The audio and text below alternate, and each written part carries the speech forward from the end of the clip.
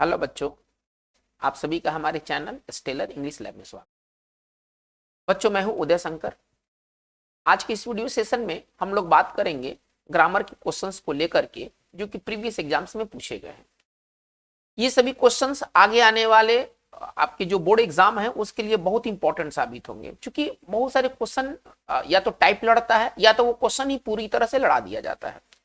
तो एग्जाम में बैठने से पहले आप इन सारे क्वेश्चन को एक बार जरूर देख लें, शुरू से अंत तक देखें, और निश्चित तौर पर इसमें बहुत सारे सवाल या तो उसी टाइप से आएंगे या तो एकदम वही हूबहू आ जाएंगे। तो चलिए बच्चों, पहला हमारा सवाल है इस वीडियो सेशन का। कह रहा है कि the cost of paper and printing too high. कहने का मतलब है कि जो पेपर और प्रिंटिंग का जो खर्च है वो बहुत ज्यादा है। इसमें आपको वर्ब दिया गया है भरने के लिए।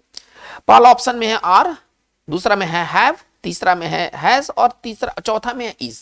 चलिए देखिए, ग्रामर का एक रूल है। ग्रामर का रूल क्या कहता है कि जब दो नाउन, और बहुत इंपॉर्टेंट रूल है, इस रूल से रिलेटेड आपको सवाल मिलना ही मिलना है।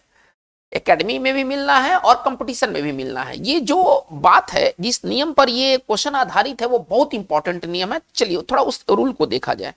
जब दो नाउन प्रीपोजिशन ऑफ से जोड़े जाए, यदि प्रीपोजिशन ऑफ से जोड़े जाए, तो जो वर्ब होता है ना, जो हमें वर्ब जो यूज करना होता है ना, वो फर्स्ट नाउन के अनुसार होता है।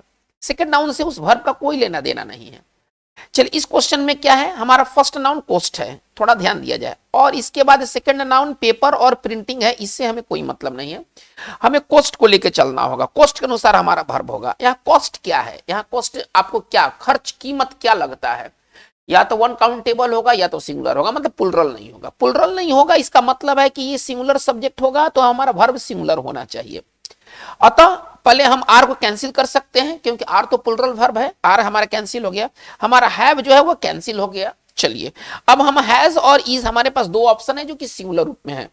लेकिन हम अगला वर्ड हाई जो देखते हैं ना, ये हाई क्या है, वो हाई जो है वो एडजेक्टिव है, और एडजेक्टिव को हम कनेक्ट करते हैं वर्ब बी से। यानी कि इसका मतलब है कि बी का जो रूप है वो इज है, ठीक है ना, बी का जो रूप है वो इज है। इसका मतलब है कि हमारा वन का राइट आंसर जो होगा वो डी होगा। हम इसमें इस का चुनाव करेंगे, इस ब्लैंक में हम इज भरेंगे। तो बच्चों, ये बहुत क्लियर है कि ये जो क्वेश्चन है वो noun plus of plus noun structure पर आधारित है। यदि दो नाउन अगर ऑफ से जोड़े जाए तो हमारा वर्ब जो होगा वो पहले के अनुसार होगा। यदि पहला प्लुरल तो वर्ब प्लुरल, पहला सिंगुलर तो वर्ब सिंगुलर। इसी आधार पर है ना, यहाँ पर राइट आंसर जो होगा वो इज होगा, अतः हमारा वन का राइट आंसर जो होने वाला है वो डी होने वाला है। चलिए क्वेश्चन नंबर 2 की ओर मूव करते हैं। करे क्या, he doesn't go to market, ठीक है ना, क्वेश्चन टैग इसमें ऐड करना है ना। वो he doesn't go to market, इसमें क्वेश्चन टैग हमें ऐड करना है। देखिए, क्वेश्चन टैग का बेसिक नियम क्या है। यदि आपको सेंटेंस अगर अफर्मेटिव में दिया गया हो तो टैग निगेटिव में होगा, और अगर टैग अगर निगेटिव में दिया गया हो, सॉरी, अगर सेंटेंस निगेटिव में दिया गया हो तो टैग पॉजिटिव में होगा। बहुत बेसिक ये नियम पर आधारित है। यदि सेंटेंस अफर्मेटिव हो तो टैग निगेटिव होगा, और सेंटेंस यदि निगेटिव हो तो टैग अफर्मेटिव होगा। अब हमको यहां से चुनाव करना है। ये डज नॉट दिया है, इसका मतलब है कि हमारा सेंटेंस जो वो निगेटिव में दिया है। अब हमें टैग को क्या चाहिए, टैग हमें निगेटिव में जब दिया है तो टैग हमें क्या चाहिए, पॉजिटिव चाहिए। इसका मतलब है कि ये हमारा नहीं होने वाला है, क्योंकि निगेटिव है। पहले ऑप्शन को पहले कैंसिल करते हैं, वुडंट ही ये हमारा कैंसिल हो जाएगा। चलिए, हमारे पास दो ऑप्शन बचा है, ए और डी बचा है, जो कि पॉजिटिव में है। लेकिन यहां पर डज है तो यहां पर डज होना चाहिए, डज की जगह पर कैन नहीं आएगा। इसका मतलब है कि हमारा 2 का राइट आंसर जो होगा वो ए होगा, ठीक है। यहां पर होना चाहिए डज ही, यहां पर होना चाहिए डज ही।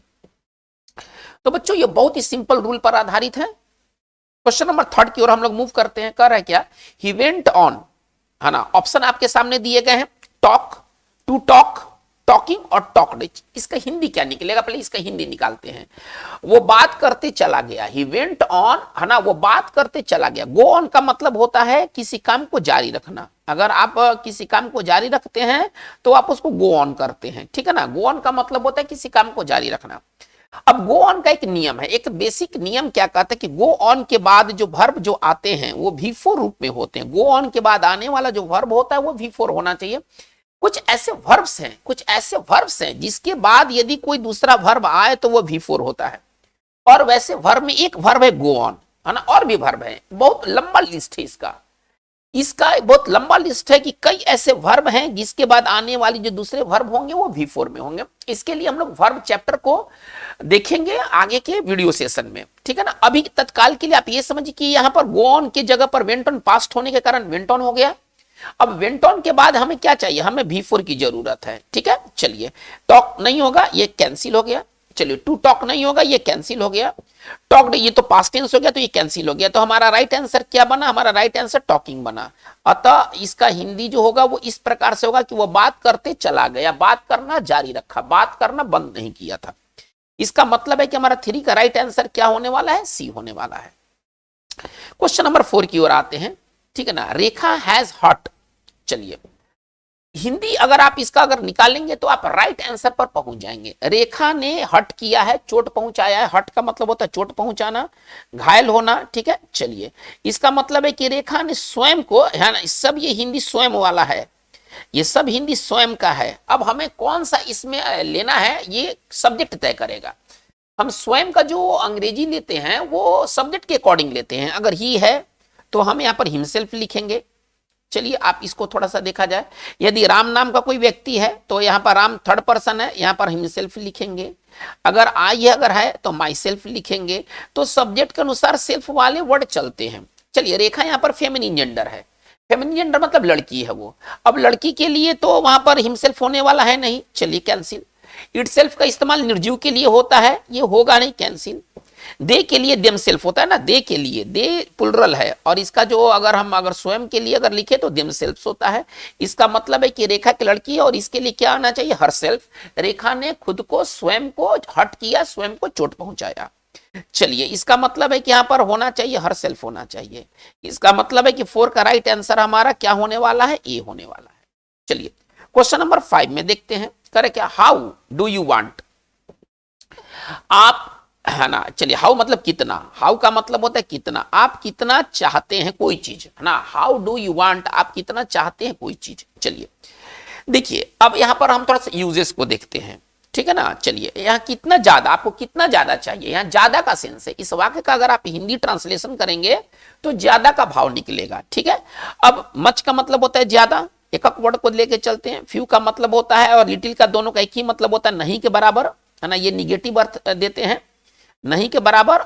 चलिए, और सम का मतलब होता है कुछ। लेकिन हिंदी का भाव क्या निकल रहा है कि आपको कितना ज्यादा चाहिए, कितना चाहिए, तो हाउ मच का हम इस्तेमाल करेंगे।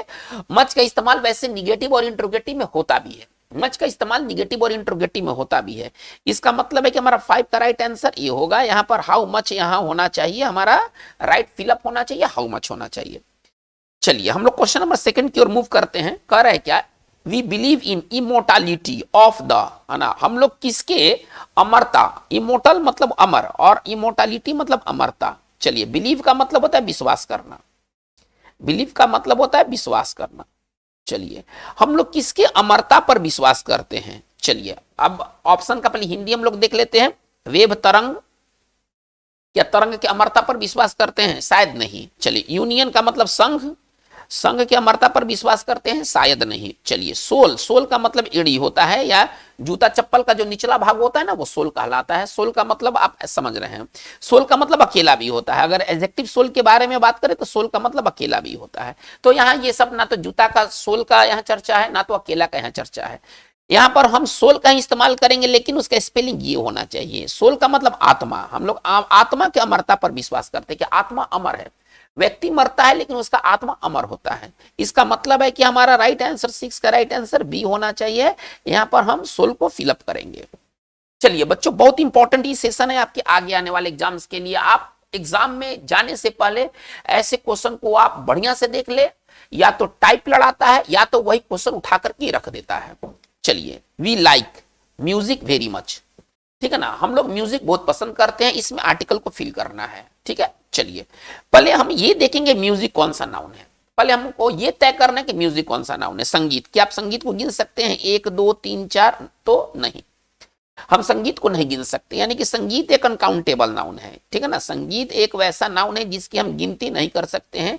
एक संगीत, 2 संगीत, 5 संगीत, ऐसा कोई संगीत नहीं होता है। संगीत केवल संगीत होता है।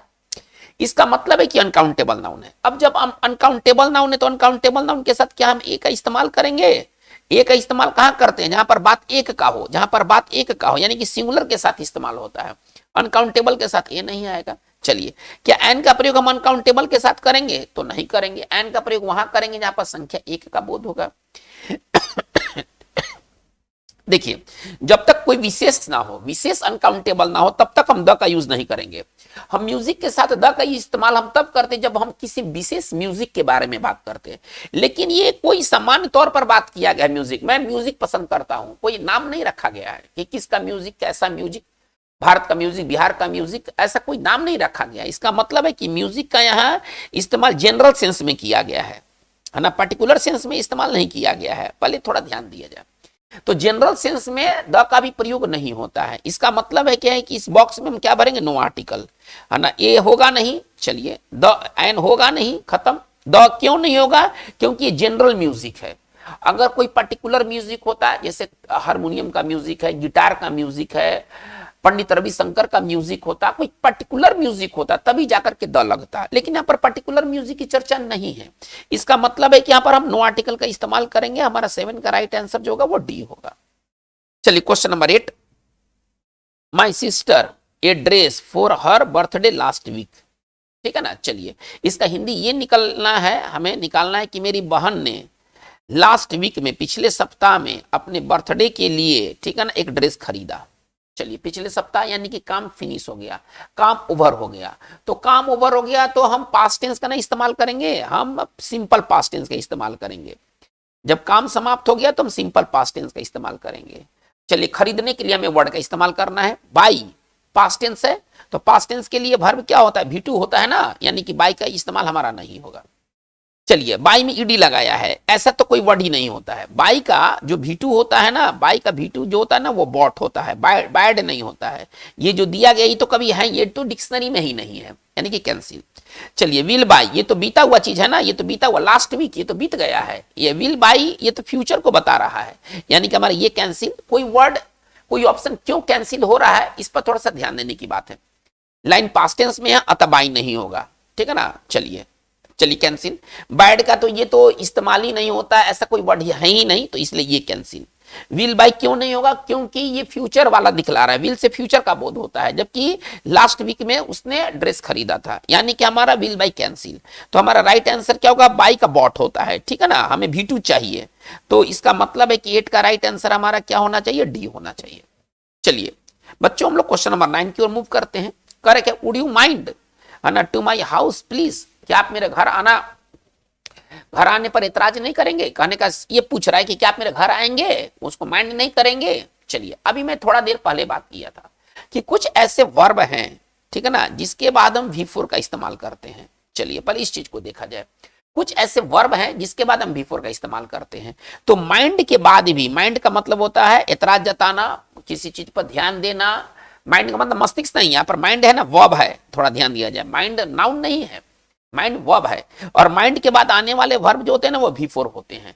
तो हमारा मतलब ये ग्रामर का रूल है। जैसे कि अभी हमने थोड़ा सा देर पहले क्या देखा था, गो ऑन के बाद V4, वैसे ही माइंड के बाद भी V4 का प्रयोग होता है। पहले इस चीज को पहले समझ लें। तो इसका मतलब है कि यहां पर हमें आने के लिए V4 रूप में चाहिए वर्ड, ठीक है। यानी कि टू कम नहीं होगा, V4 है नहीं। हैव कम नहीं होगा, V4 है नहीं।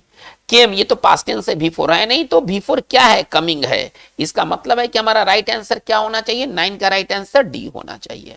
यहां पर कमिंग होने का क्या वजह है? यहां कमिंग होने का वजह माइंड है। माइंड के बाद जब भी वर्ब आएगा वो V4 लेगा। चलिए, हमें ये दिमाग में रखना होगा। क्वेश्चन नंबर 10 में आते हैं। करे क्या? When Radha back she will sleep. इसका पहले हिंदी निकालते हैं। जब राधा आएगी वह सोएगी, ठीक है ना। जब राधा आएगी वह सोएगी। देखिए, दिमाग में हमें एक बात याद रखना है कि दो सिंपल फ्यूचर एक साथ नहीं होते हैं, ना। दो सिंपल फ्यूचर एक साथ नहीं होते हैं, ये दिमाग में हमें रखना है। बहुत इंपॉर्टेंट रूल है ये। दो सिंपल फ्यूचर एक साथ नहीं हो सकते। मोटा मोटी कहें तो दो व्हील एक साथ नहीं होंगे, दो व्हील एक साथ नहीं होते हैं, हमें ये दिमाग में रखना है।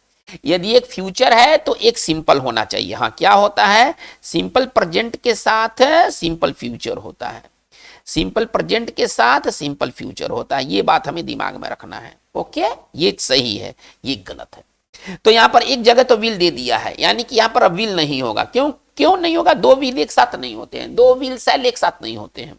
चलिए, यानी कि हमारा ये कैंसिल, इसमें विल दे दिया है तो दो विल एक साथ हो जाएंगे, तो ये तो उल्टा नियम है। चलिए, कम्स यहां पर हम अभी हमने क्या कहा कि सिंपल प्रेजेंट के साथ सिंपल फ्यूचर होता है, ये वाक्य सिंपल फ्यूचर में है, यानी कि ये खंड क्या होना चाहिए? ये खंड हमारा होना चाहिए सिंपल प्रेजेंट में, ये खंड हमारा होना चाहिए सिंपल प्रेजेंट में, क्योंकि ये हमारा सिंपल फ्यूचर में दे दिया गया है। इसका मतलब है कि यहाँ केम, ये तो पास्ट टेंस है, ये तो होगा नहीं, कमिंग से प्रेजेंट का बोध नहीं हो रहा है, अतः ये होगा नहीं।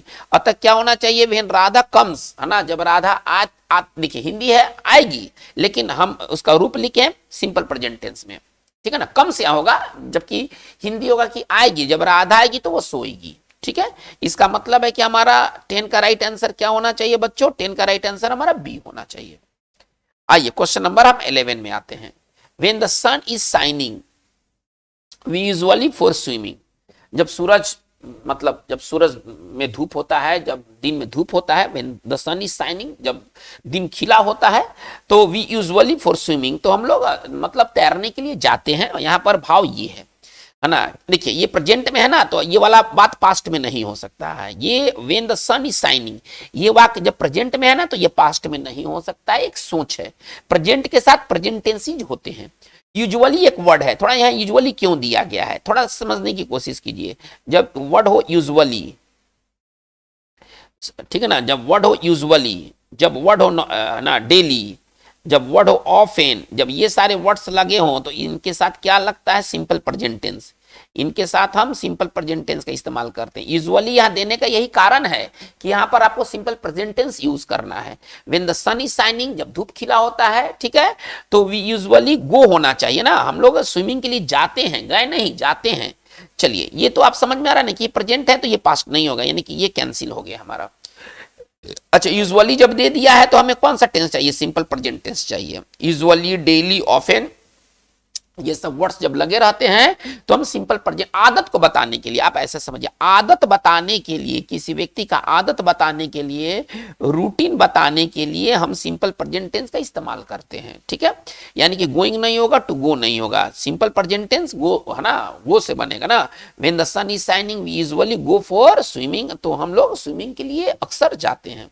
इसका मतलब है कि 11 का राइट आंसर हमारा क्या होना चाहिए? डी होना चाहिए। आइए 12 में करेक्ट, लिसन, सुनो, कोई कर रहा है, लिसन, सुनो, राधा द सितार, राधा सितार को क्या कर रही है? सुनो, राधा सितार बजाती है कि बजा रही है?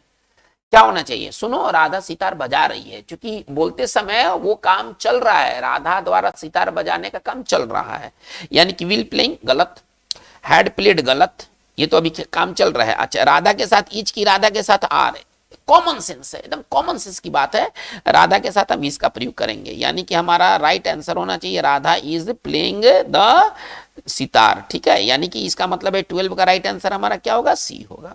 13, क्वेश्चन नंबर 13 की ओर देखते हैं। Correct, either of the two acceptable, एक स्ट्रक्चर है, पहले स्ट्रक्चर को देख लेते हैं।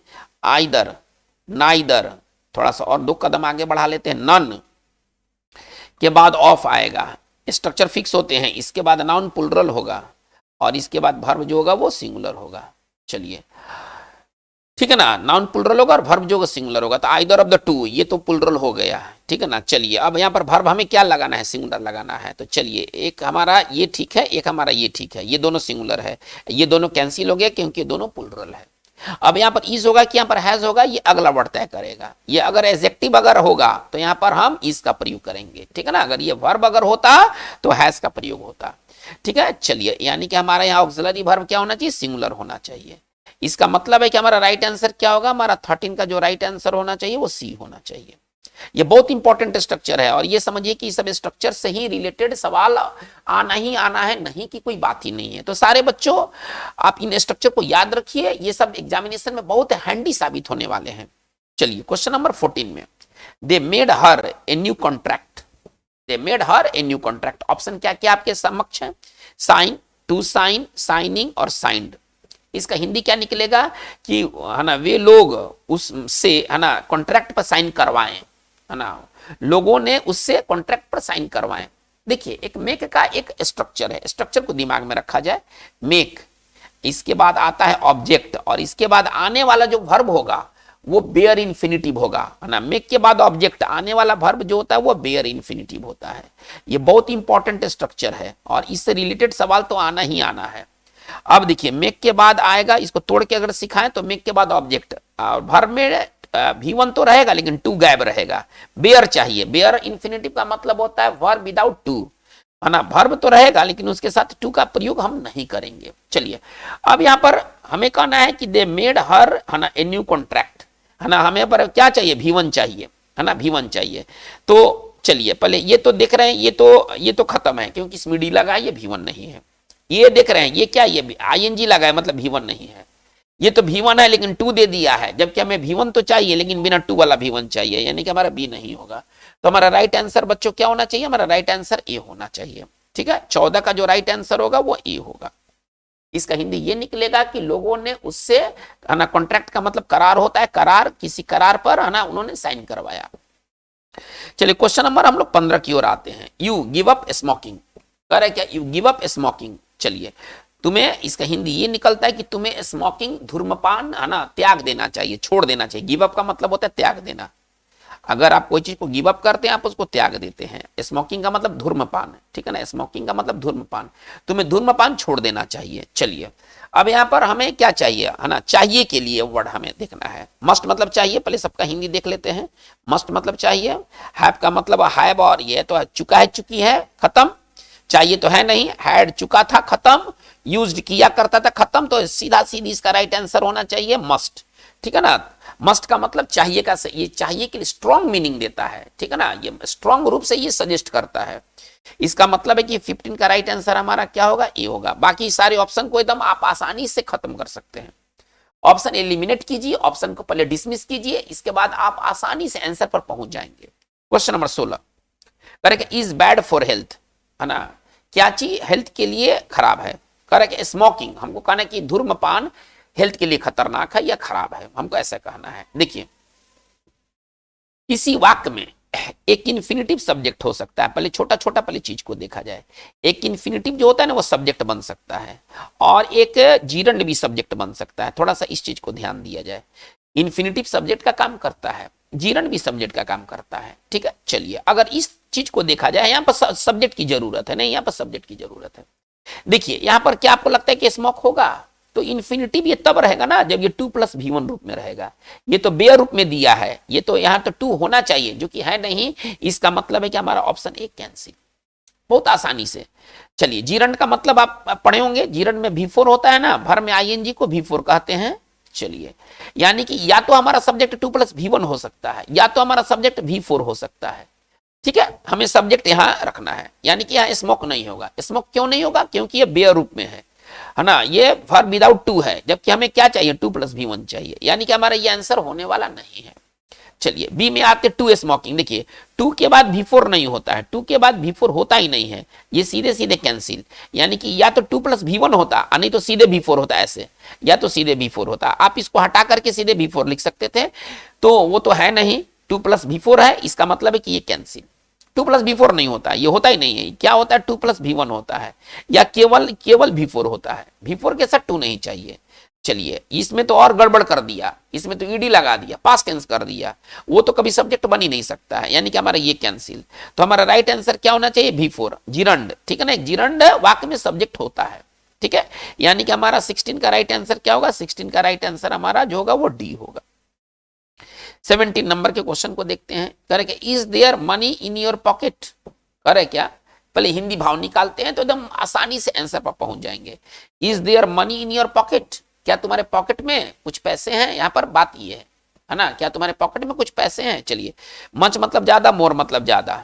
चलिए पहले हिंदी निकाल लेते हैं। मेनी मतलब ये होता है ज्यादा या बहुत।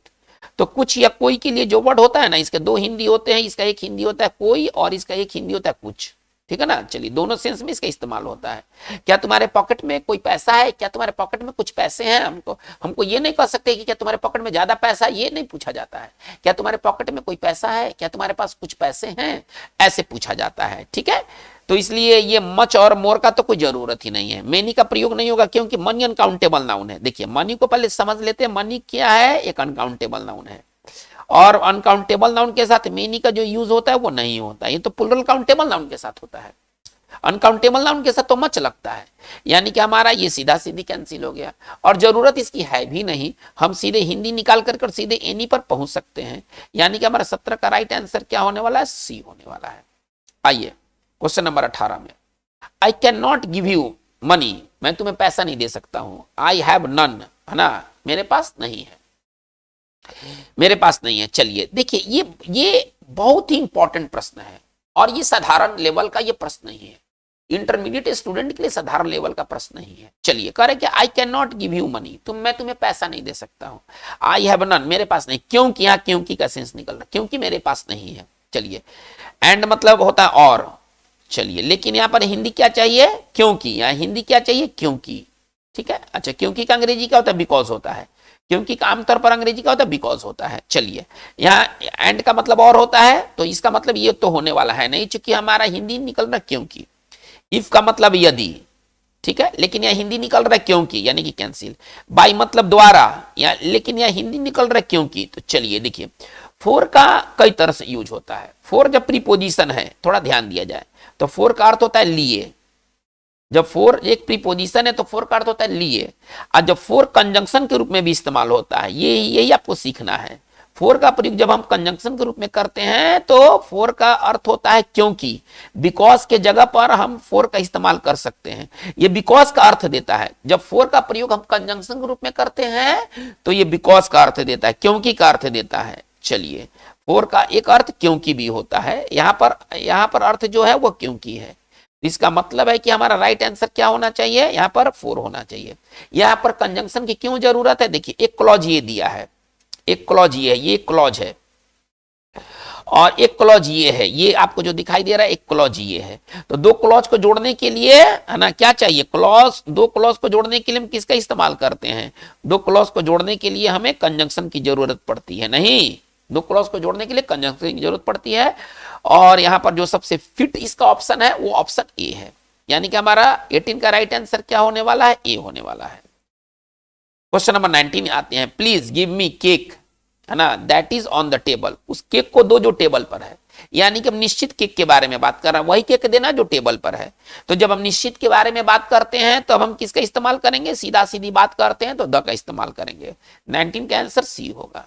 चलिए क्वेश्चन नंबर 20 की ओर देखते हैं, सी इज वाइज टीमिड, चलिए कह रहे कि वह चतुर है और वह कायर है, वह चतुर है, यहाँ क्या अर्थ निकलेगा, वह चतुर है लेकिन वह कायर है ना, यहाँ लेकिन का सेंस निकलेगा, वह चतुर है लेकिन कायर है, डरपोक है ना, लेकिन, है ना, टीमिड का मतलब डरपोक है, वह चतुर है लेकिन वह डरपोक है, और लेकिन के लिए इसमें हम बट का इस्तेमाल करेंगे, लेकिन के लिए इसमें बट का इस्तेमाल करेंगे, बाकी किसी वर्ड का ये अर्थ नहीं है जो कि बट का अर्थ है, यानी कि यहाँ पर हम बट का इस्तेमाल करेंगे। हमारा 20 का राइट आंसर क्या होगा, सी होगा। देखिए हाउएवर का यहाँ प्रयोग हो सकता था, लेकिन ये कंजंक्शन होने के कारण यहाँ पर छिपा हुआ है ना, सी इज वाइज सी इज टीमिड, यहाँ पर सी इज छिपा हुआ है, यहाँ ध्यान देने की जरूरत है, केवल टीमिड हम यहाँ नहीं पढ़ रहे हैं, सी इज टीमिड, वाक्य इस तरह से है, सी इज वाइज, ठीक है ना, सी इज टीमिड, यहाँ पर सी इसको छिपाया गया है। तो दो क्लॉज को जोड़ने के लिए हमें क्या चाहिए, क्लॉज, अभी बात हुआ है क्लॉज, ये दो क्लॉज हो गए ना, इसको जोड़ने के लिए हमें कंजंक्शन की जरूरत है, थोड़ा ध्यान दिया जाए, कंजंक्शन की जरूरत है। यहां पर हाउएवर हो सकता था, हाउएवर का भी अर्थ होता है लेकिन, हाउएवर का भी अर्थ होता है लेकिन हाउएवर क्यों नहीं हुआ, क्योंकि हाउएवर पार्ट ऑफ स्पीच में क्या है, एडवर्ब है, पार्ट ऑफ स्पीच में हाउएवर क्या एडवर्ब है, लेकिन हमें जरूरत किस बात का है, कंजंक्शन का है, तो इसका मतलब है कि यहां पर हमें बट का इस्तेमाल करना है, ठीक है। चलिए बच्चों हम आगे बढ़ते हैं 20, तो इसका मतलब है कि 20 का राइट आंसर हमारा क्या होगा, 20 का राइट आंसर हमारा सी होगा। आइए 21, करेक्ट, द गर्ल यू सा वाज सोहन्स सिस्टर, है ना, जो लड़की जिसे तुमने देखा था वो सोहन की बहन है, ठीक है। चलिए अब जिसे के लिए यहां पर देखिए, व्हाट मतलब होता है क्या, विच मतलब होता है जो या जिसका, वेन मतलब जब, तो विच का प्रयोग होता है नॉन लिविंग के लिए इस्तेमाल करते हैं, विच का प्रयोग जो होता है वो नॉन लिविंग के लिए इस्तेमाल करते हैं, तो लिविंग के लिए क्या हो जाएगा, हुम हो जाएगा, हु का ऑब्जेक्टिव केस है हुम। तो कह रहा है क्या कि लड़की जिसे, है ना, जिसे तुमने देखा था वो सोहन की बहन थी, यानी कि यहाँ पर क्या, किस प्रोनाउन की जरूरत है, यहाँ पर जरूरत है हुम की, यानी कि हमारा 21 का राइट आंसर क्या होने वाला है, 21 का राइट आंसर हमारा ए होगा। आइए क्वेश्चन नंबर 22 में कह रहा है क्या, बाइसाइक्लिस्ट यानी कि जो साइकिल चालक है, remember to signal when they turn, है ना, उनको याद रखना है कि उनको सिग्नल देना है जब वो मुड़ते हैं तो, है ना, मतलब कहा गया है कि जो बाइसाइकिल चलाने वाले हैं उनको सिग्नल देना है जब वो मुड़ते हैं तो। चलिए अब इसमें बाध्यता बताया गया है, ठीक है। और इसके लिए सबसे बढ़िया जो इसमें जो ऑप्शन है वो मस्ट है ना, हम यहाँ पर मस्ट का इस्तेमाल करेंगे, है ना। मस्ट का भी मतलब होता है कि बाध्यता शो करने के लिए मस्ट आपको इस्तेमाल करना है, ठीक है। यानी कि हमारा जो 22 का राइट आंसर जो होगा वो डी होगा। आइए 23 में, I don't know how the money I kept in my wallet got, है ना, मुझे याद नहीं है कि मेरे वैलेट में, पर्स में कितना पैसा था जो चोरी हो गया। तो देखिए स्ट्रक्चर क्या होता है ना, गेट के बाद V3 होता है, ये V3 फिक्स है। जब आप कोई काम किसी से करवाते हैं तो गेट के बाद V3 का प्रयोग करते हैं, ठीक है ना, और ये V3 रहेगा, ये कभी चेंज नहीं होगा, भले ये लाख चेंज हो जाए, ये चेंज हो सकता है लेकिन इसको चेंज नहीं होने देना है। यानी कि गॉट ये तो V2 हो गया या V3 हो गया, ठीक है, लेकिन इसके बाद भी हमें V3 की जरूरत है। यानी कि इसमें V3 अगर देखा जाए तो V3 हमारा स्टोलन है, ये V1 है कैंसिल, ये V2 है कैंसिल, ये तो वर्ड है होता ही नहीं है, ये तो सुपर कैंसिल, तो हमारा V3 क्या है, स्टोलन है। यानी कि हमारा 23 का राइट आंसर जो होगा वो ए होगा। आइए क्वेश्चन नंबर 24 में, Ashish is the man son won the scholarship. आशीष एक आदमी, आशीष वही आदमी है जिसके लड़के ने, देखिए हिंदी क्या निकल रहा है, आशीष वही आदमी है जिसके लड़के ने स्कॉलरशिप जीता है, छात्रवृत्ति, जिसके लड़के ने छात्रवृत्ति को जीता है। अब देखिए हु का, हु मतलब कौन, आना, हु मतलब कौन होता है, और हुज मतलब यहाँ इंट्रोगेटिव भी है और रिलेटिव भी है। तो जिसका, जिसका यहाँ कहना है ना, है ना, हु मतलब कौन, और उसका जो पॉसेसिव होता है वो हुज होता है। तो हुज का दो अर्थ है ना, एक होता है किसका और एक है जिसका। चलिए यहाँ हिंदी क्या निकल रहा है, जिसके लड़के ने स्कॉलरशिप जीता था, इसका मतलब है कि हमारा राइट आंसर क्या होना चाहिए, है ना, 24 का राइट आंसर बी होना चाहिए। आइए 25 में आते हैं, राइस एंड करी माय फेवरेट डिश। देखिए बच्चों बहुत ये कॉमन नियम पर ही आधारित सवाल है कि जब दो नाउन से एक ही बात का बोध होता है तो वर्ब हम सिंगुलर लगाते हैं, है ना। ये कह रहा है कि चावल दाल हमारा फेवरेट डिश है, तो चावल दाल को तो हम एक में ना खाते हैं, यानी कि वो एक वस्तु है, देखने के लिए वो दो बार लिखा गया लेकिन वस्तु एक है।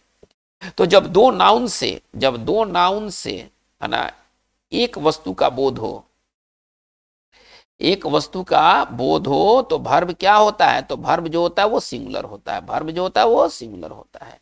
इसमें सिंगुलर ये सब प्लुरल है, ये कैंसिल, सीधे हम आ जाएंगे सिंगुलर वर्ब ईच की तरफ।